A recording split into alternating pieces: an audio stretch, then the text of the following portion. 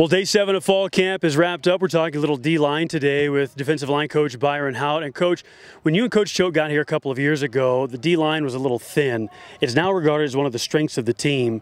Just how far has your group come over these last couple of seasons? I think you hit the nail on the head right there. Depth.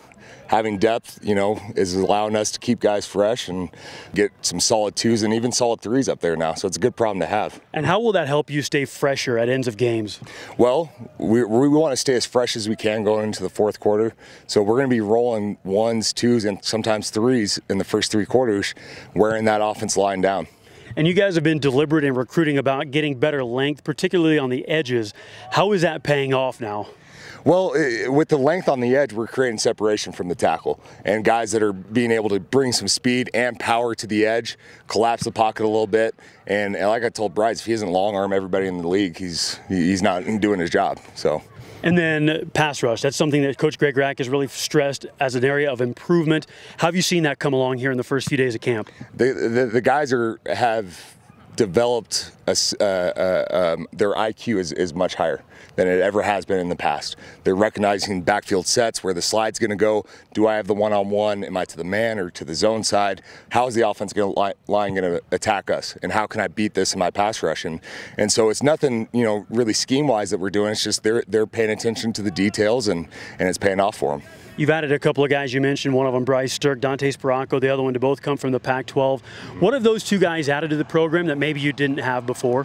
Well, it's that length that we talked about. It's that length on the edge, being able to separate from the tackle so that they can't hold you, and just their physicality. They've been great in our room. Guys have accepted them. They fit well. They do things first class, and so they're 2 great transfers to have in our program right now. And you guys have won some recruiting wars on the D-line. You brought in guys like James Williams.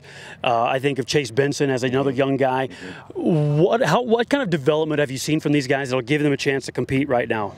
Yeah, going back to their football IQ. I mean, Chase Benson was a guy that came in and didn't necessarily know much about football. He was just always the biggest, strongest guy out there making plays, and so his football IQ has skyrocketed in the last couple of years. And then you take a guy like James Williams, who comes from a very elite program down in Texas. His football IQ when he came in is a little bit higher, and so with him, he's able to come in and learn the scheme right away.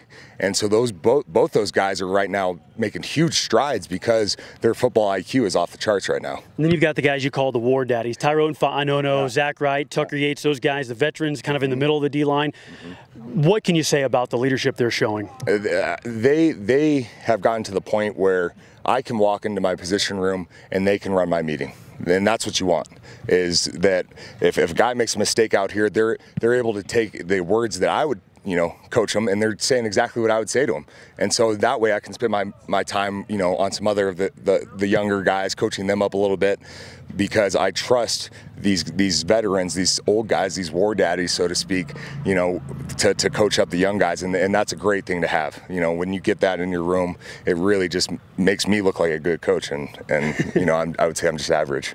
And then I want to get a quick word from you about Zach Wright, named a captain. Yes. I'm sure it's a point of pride for you as the position coach to have one of your guys, one of the 3 captains. What does he mean to the team? He's a guy that's selfless. He's a guy that will do anything for anybody on this team. Guys trust him with their lives. Nobody I would want to, go into a back alley with other than Zach Wright. I mean, I know that guy's got my back. He's represented this culture in the first class way. He's done everything we've ever asked him to do.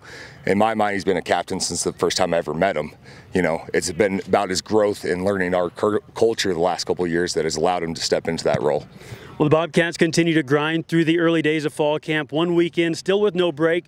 Tomorrow, Friday, a cleanup day. Saturday, the first scrimmage before they get an off day on Sunday.